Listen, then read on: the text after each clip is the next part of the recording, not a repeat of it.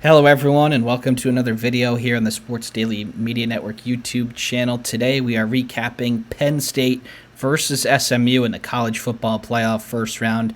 I'm your host, Sean Vowells, and joined with me is Joe Meade. And Joe, like all the other ones, this one wasn't close. It was a very good home crowd for Penn State. A lot of rumors coming in of how cheap some of those tickets were. It was a whiteout energy, and the Nittany Lions got started off very well. First two touchdowns were pick sixes.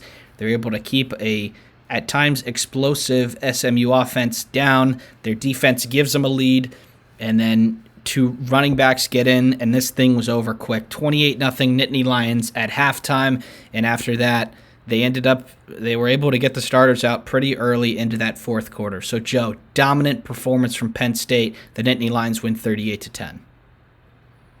Yeah, I mainly think, I hate to really attribute any game to the fault of one person, but I can probably attribute it to SMU's passing game in general. I'm not just going to single out Kevin Jennings. I think they schemed up a lot of terrible plays for him and really didn't instill confidence in him at all.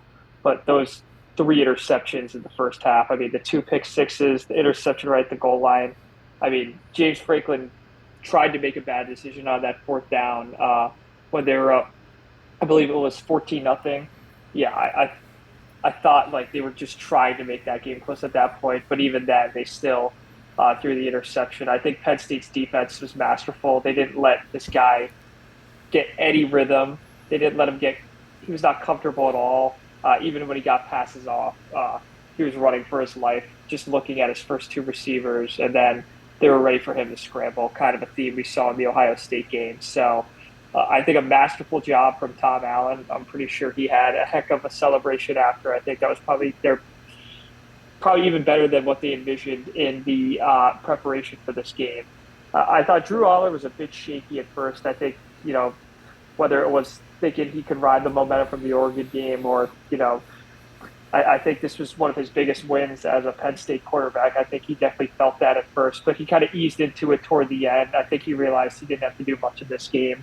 He kind of just let SMU walk the plank, for a lack of a better term. And then Nick Singleton, Katron Allen, just a textbook performance. Nothing that was too special, but stuff that I would just call solid. And, when you win the turnover battle 3-0, or rather 3-1, and maybe one of those turnover on downs, if you're Penn State with that home crowd, it'd be pretty hard to not blow out SMU. And that's exactly what they did.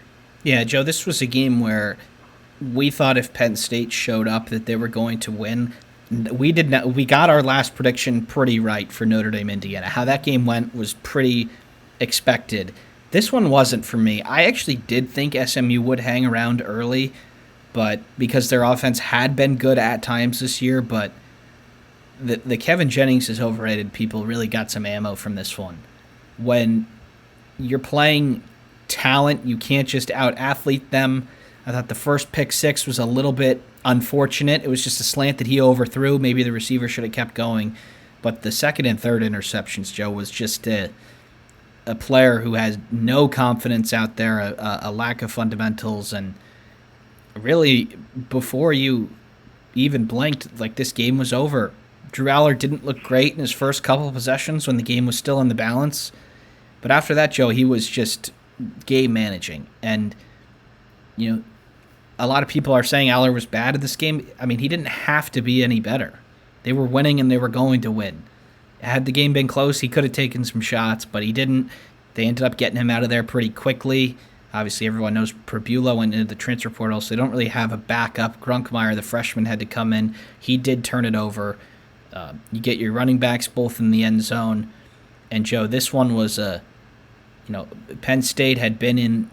A lot of people were talking about them. Were they actually really good? Did they deserve their ranking?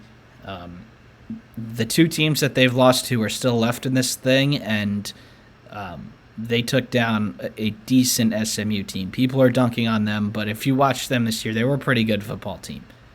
And Penn State took it to them defensively. A total masterclass from Tom Allen, and they handle business. They will move on to play Boise State in the Fiesta Bowl, where they have found themselves as double-digit favorites. That's a video for another day, Joe, but Penn State totally impressive here and not much else to really say. No, and I think a lot of people are going to still dunk on James Franklin, and even for the James Franklin detractors, haters, whatever you call yourselves. I mean, I get it. It wasn't a top 10 win, but that's a big win. It's their best Penn win of the State's- year. Yeah, absolutely. Best win of the SMU's year. a better team than Illinois. Oh, 1,000%. And for all the people that say, "Oh, we can't win the big one," yada yada. I consider a game to go directly to the Final Four in this. It's not going to be coined that, but that's how I really define it. That's a big enough game. So if he wins that game after demolishing a team that was a play away from winning the ACC, it'd be pretty hard to criticize the kind of year Penn State had. Now you could have the greater, 1-16 or 1-15 against top five, blah blah. But I think that's something they have to solve another day. Yeah, so they'll head over to Arizona for their next round game, and we'll be back to preview that one before it happens. So, Joe, Penn State 38, SMU 10 in the college football playoff first round. Thank you, everybody, for tuning in, and we'll see you next time.